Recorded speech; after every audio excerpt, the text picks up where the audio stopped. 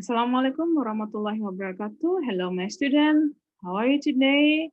I hope you are still okay and you are very happy, I think, because you have finished your holiday for 4 days. And right now, we continue our class, CMD, Curriculum and Material Development. And today, you are at the sixth meeting. You still talk about curriculum approach, but we come to the second approach, that is the central design. Okay, actually there are three approaches of curriculum. The first one is forward design, the second one is central design, and the last is backward design. Okay, I have explained to you about forward design, and we come to the second design, that is central design. Okay, here's the explanation. Firstly, we talk about CPMK2, mampu menjelaskan pendekatan sentral, prinsip-prinsip secara teoritis dalam perancangan kurikulum, khususnya dalam pembelajaran bahasa Inggris. Okay, the sub CPMK adalah the first one, the concept of central design curriculum, the second one, the process, and the third one is the examples of central design in learning process. Okay, let's see. The first one is the concept of central design curriculum. Okay, firstly, we talk about the background. Why central design come? Okay, previously I have explained to you about forward planning. Okay, let's see. Firstly, in the 1980, the teaching methods focused on forward planning. Okay, forward planning approach, in which the design of syllabus was the first step of language teaching. I just review that. In forward planning, if you still remember our material last week, we know that the figure shows that the first step in developing curriculum is designing the contents or input. Input refers to the contents or the materials that will be taught to the students. And then after designing or choosing the materials, the curriculum developers try to develop the activities. Nah, jadi dipilih dulu materinya, kontennya, kemudian dipilihlah, disesuaikanlah kegiatan pembelajarannya dengan topik atau tema atau konten yang dipilih. And after that, finally, the curriculum developers come to output. Output ini adalah mengukur hasil. Nah, pengukuran hasil bisa dilakukan dengan membuat alat ukur atau instrumen penilaian. Jadi, pada forward itu, firstly started from input atau content atau materials, and then come to activities or methodology, and finally comes to output atau hasil atau assessment-nya. Okay.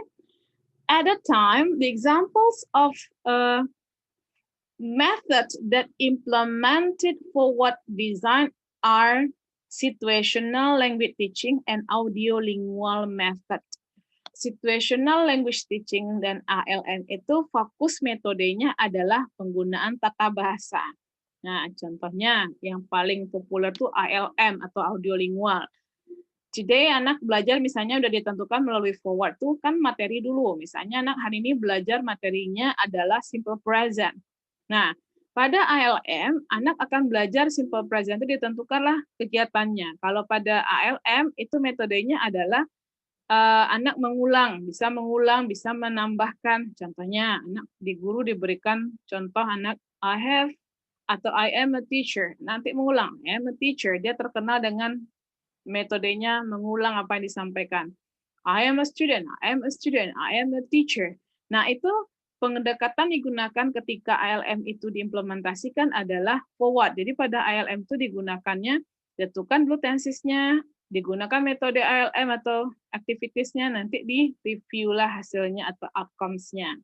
Nah, itu waktu tahun 1980, awal dari penggunaan atau pengembangan forward approach. Kemudian, in the second half of the 20th century, pada pertengahan abad ke-20, forward approach was rejected. Okay, forward approach itu ditolak. The focus of language learning was classroom activities. The teaching methods and approaches started with process rather than the input and output. Okay.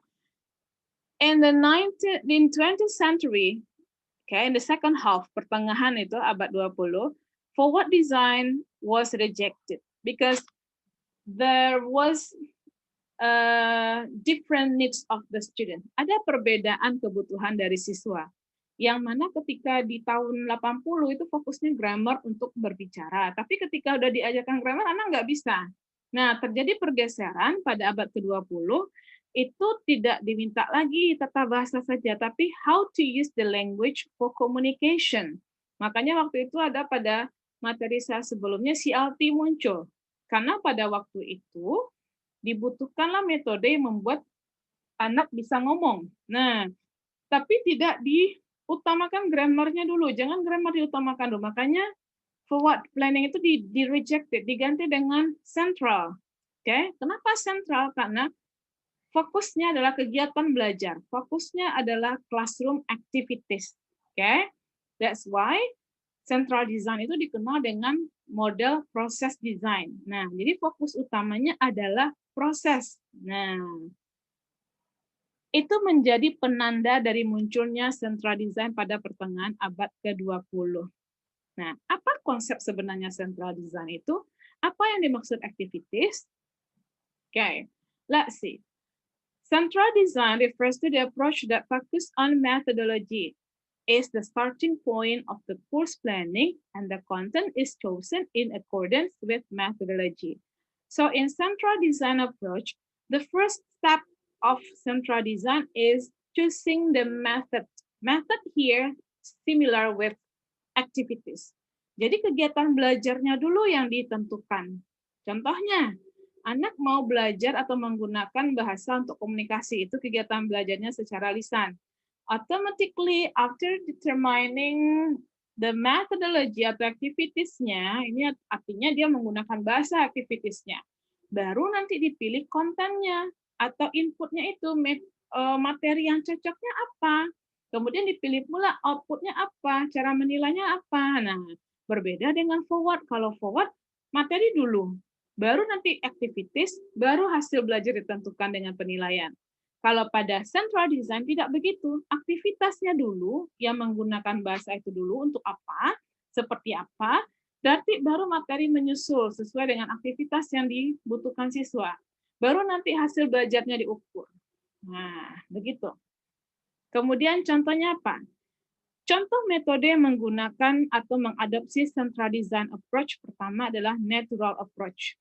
Natural approach is a method focused on natural was meaningful interaction and communication. Jadi fokusnya adalah penggunaan bahasa untuk interaksi secara natural, apa adanya. After determining the goal, the curriculum developer design the syllabus. Jadi goalnya apa? Menggunakan bahasa secara natural. Nah, setelah itu ditentukan, baru ditentukan materi yang cocok dan bentuk penilaian. Nah, seperti itu adopsi central design. Okay, let's see the process of central design. Here are the figure that describes about central design. The first one is choosing the methodology. Methodology refers to activities. Don't forget that. And then after determining the activities, the curriculum developer tried to develop the contents or material and also outcomes atau penilaian atau evaluasinya seperti apa. Nah, okay, that's the process of central design. Nah, if you compare with forward, kalau forward itu konten ini dulu atau disebut input, kemudian metodologi kedua dan outcomes ketiga, sekali jalan. Nah, oke. Okay. Lanjut kita, yang berikutnya adalah characteristic of central design approach. There is no need clearly defined outcomes or objective. Dia tidak punya objektif atau tujuan pembelajaran yang spesifik. Nah, ingat, yang spesifik dia tidak punya, tapi yang umum dia punya. Yang kedua, the purpose and the content of a course will vary according to the needs of the students and their particular interest. Tujuan dan materi dari materi ajarnya akan bervariasi sesuai dengan kebutuhan siswa dan minat. Ketiga, the goals are stated in very general terms. Tujuan pembelajaran dibikin secara umum saja. Contoh, basic personal communication skill, keterampilan menggunakan bahasa dasar. Nah, yang dimintanya oral, ini yang disebut dengan general statement aja.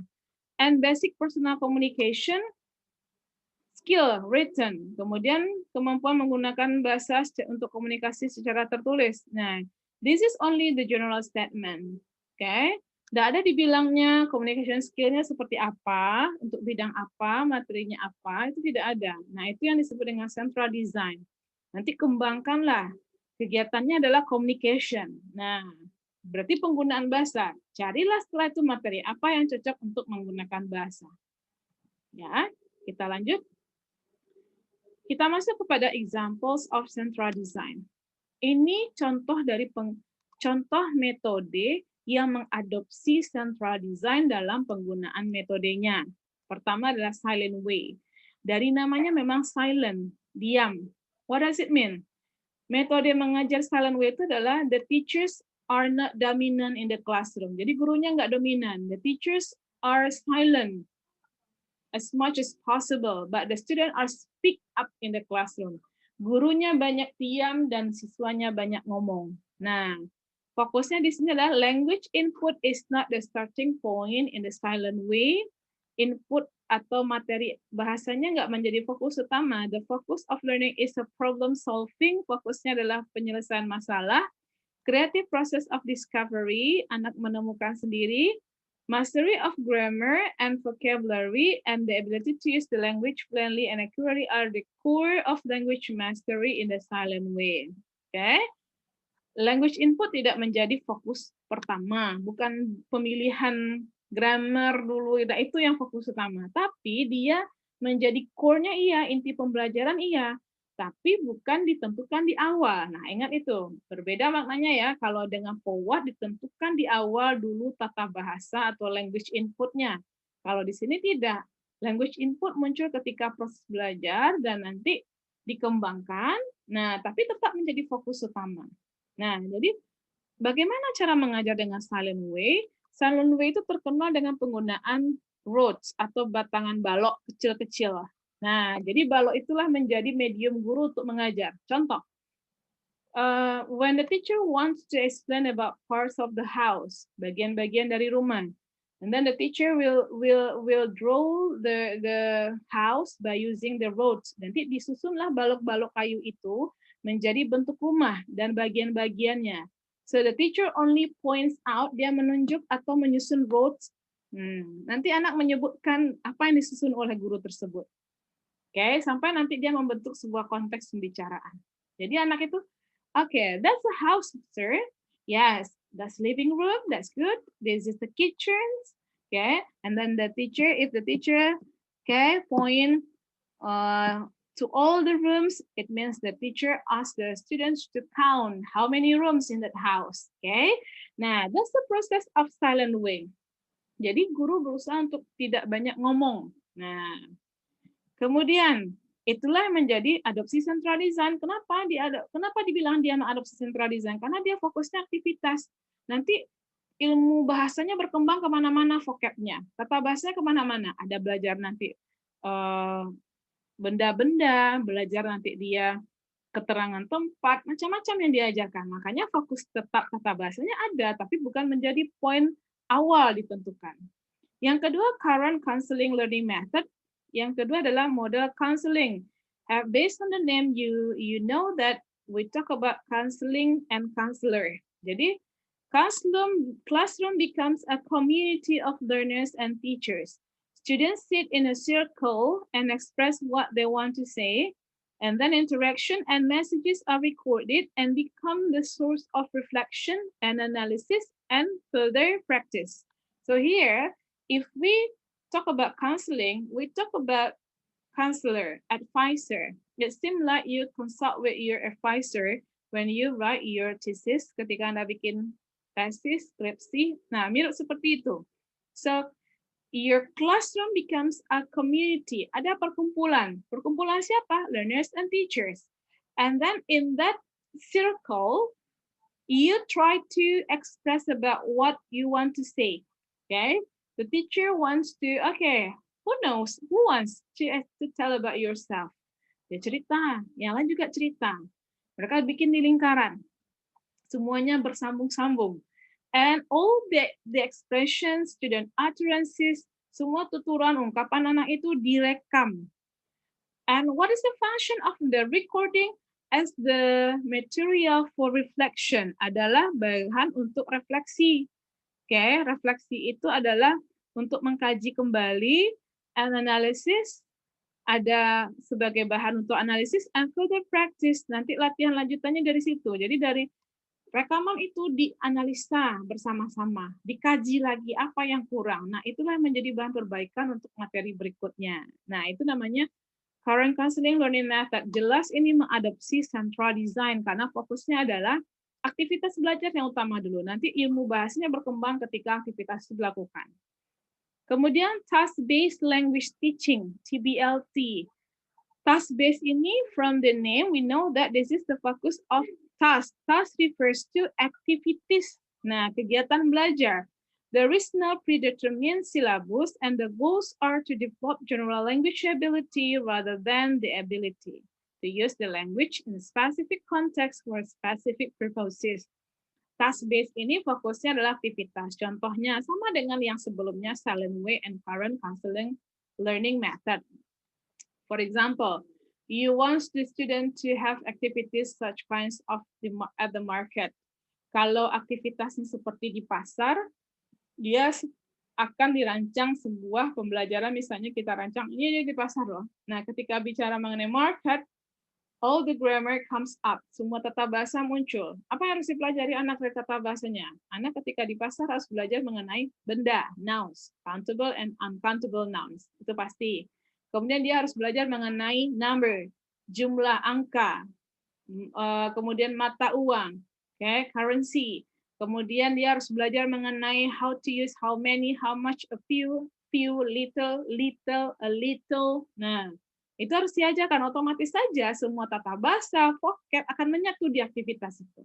Nah, itu yang task based. Okay.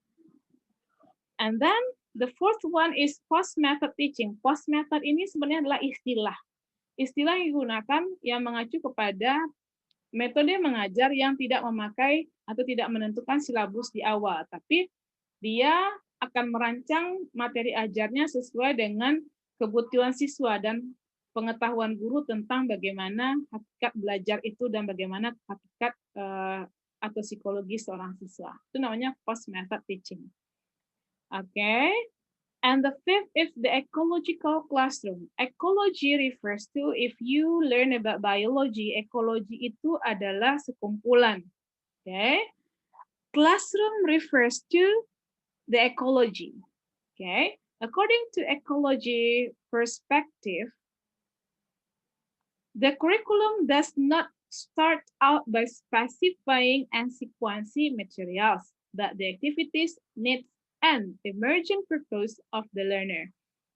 Prinsipnya sama dengan counseling tadi, kurikulum tidak diawali dengan mengurutkan materi dulu, tapi aktivitas yang utama. Aktivitas, kebutuhan, dan tujuan dari pembelajaran siswa. Okay. That's the example. And now we come to the comparison between forward and central design. Perbandingan antara forward and central design. Look at the first question. Forward design focus on linguistic forms. Apa bentuk ilmu bahasa yang mau diajarkan dulu? Berarti materinya dulu yang mau dipilih. Kedua, how do we get learners to use the target item? Bagaimana menggunakan target item atau linguistic forms yang sudah ditentukan tadi? Artinya adalah aktivitas apa yang bisa dirancang sesuai dengan linguistic forms tadi. Yang ketiga, are there any gaps between the target language structure function and those produced by students? Adakah gap atau pembatas antara bahasa yang dituju, target language itu bahasa Inggris kalau kita, bahasa yang dituju, dan source language itu bahasa sumber, artinya bahasa kita. Nah, adakah gap, pembatas, artinya kita bisa evaluasi nanti, adakah permasalahan di situ yang muncul? Nah, Jadi forward design betul-betul menerapkan input, methodology, and output. Dari pertanyaannya tergambar. Tapi kalau central design, take a look the question. What opportunities are afforded for learners to participate in meaning making? Opportunities berarti aktivitas. Apa kegiatan yang bisa diberikan kepada siswa untuk membuat dia menggunakan bahasa? Yang kedua, what kinds of shared understanding needs to be established among the learners? Apa kegiatan pembelajaran yang bisa dibagi kepada siswa yang sesuai dengan kebutuhannya? Nah, kembali ke activities dan kembali ke needs. Yang ketiga, what kinds of participation frameworks? Apa bentuk participation-nya, konsep kerjanya bagaimana? Bagaimana mereka bisa ikut dalam pembelajaran? So, central design focus on activities. Okay. And the fourth one, what opportunities have been created? Still talk about opportunities. So still talk about how the student involved in using the language. Nah, itu bedanya. Kalau forward design dia fokus kepada ilmu bahasanya dulu, materinya apa. Kalau central design fokus on activities and language needs from the students. Okay. Let's see the last one, implementation of central design. Here, let's see the central design, okay? The central point here is teaching, okay? Let's see, the central point here is teaching. Teaching becomes the central one, so the focus here is activities. In activities, di dalam activities itu akan muncul dia ilmu bahasanya, kontennya, vocabnya apa, kemudian bagaimana mengukurnya nanti hasilnya, dengan apa, dengan assessment. Nah, nanti dia putar lagi terus, putar terus.